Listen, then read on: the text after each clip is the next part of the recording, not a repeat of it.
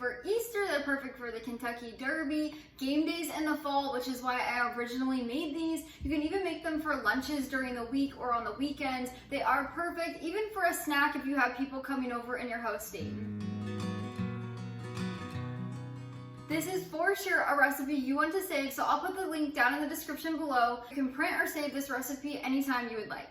But to get started, you're going to grab some kind of metal pan or a baking dish. You can use like a casserole dish, and you're gonna want to line it with parchment paper. You'll also want to preheat your oven to 350 degrees Fahrenheit.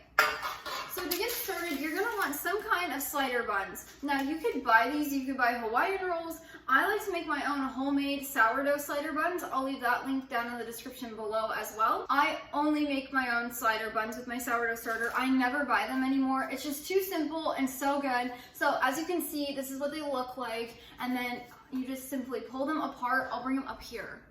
If you have a starter, you have to make these. Look at that. So soft and pillowy. They're better than Hawaiian rolls in my opinion.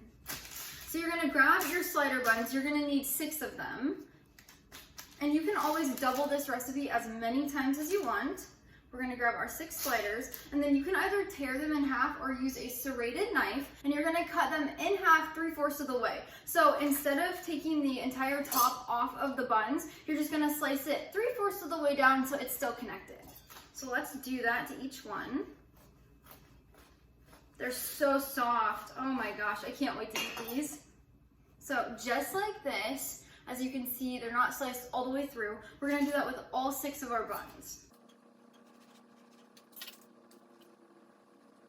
Now that we have all of our buns sliced, we're then going to add 1 slice of Canadian bacon, or you can do shaved ham, just put a little handful on there. We're gonna add that to every one of them. You know, you have 2 options. You can either just put your slice in there, or you can fold it over in half and then stick it in there. Totally up to you. It's gonna do that to all of these, so you'll need 6 of them.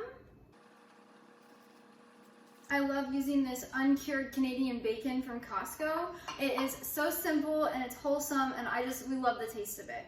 After you get your ham on there, you'll need 6 slices of cheese. So you can do provolone cheese, which is my favorite. You can also do cheddar, which is what I'm doing today. You can pick even pepper jack, it's up to you. If you have small slices of cheese, then do 2 of them. That's what I'm doing. If you have a large slice of cheese, fold it in half and then stick it in your buns.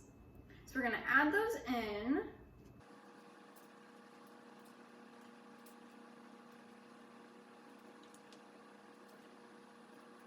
Once you have your cheese added into your buns, you are then going to place these in your baking pan. So what I like to do is I'll do 2 rows of 3. So I always like to make sure the soft part is on the inside. Just kind of shove them in there. And you want to make sure they're touching as well. I'll bring them up. Just like that. And then we're gonna set those aside for now, and then we are going to make our sauce for the top. So any baked slider that is really good has a sauce brushed over the top. So to do that, I have 2 tablespoons of salted melted butter in this bowl, and then we're gonna add in 1 teaspoon of balsamic vinegar. You could also do Worcestershire sauce. I probably did not say that right, but you could substitute it for that if you want. Next, you're gonna add in 1/4 of a teaspoon of garlic powder. Make sure this doesn't have any salt in it, just pure garlic powder. Because we're adding in 1/4 of a teaspoon of salt. I like to use sea salt. I add in a little extra salt to this recipe, even though it's salted butter, because it gives it a great flavor, and you need that little bit extra of a seasoning. And then finally, we're gonna add in 1/2 of a teaspoon of dried parsley flakes. You do not have to use this is optional. It just adds a little bit of color to the top. You could also substitute this for 1/2 of a teaspoon of poppy seeds. You're gonna add that in, and then you're gonna want to grab a silicone kitchen brush. I can leave mine down in the description below. I'll leave the link. But then you're just gonna take that and mix this together. You wanna make sure everything is combined evenly. Once that's completely mixed together, we're going to brush this on top of our buns. Make sure you get the sides too. This is what sets a oven baked slider apart from just a regular ham and cheese sandwich that's warm. It makes it so, so good. Once you've got all of that mixture brushed on there, you're then going to place these sliders in the oven for 15 to 20 minutes until the tops are a little golden brown and the cheese is melted. You want to make sure everything's warm and melted together. Let's go put them in.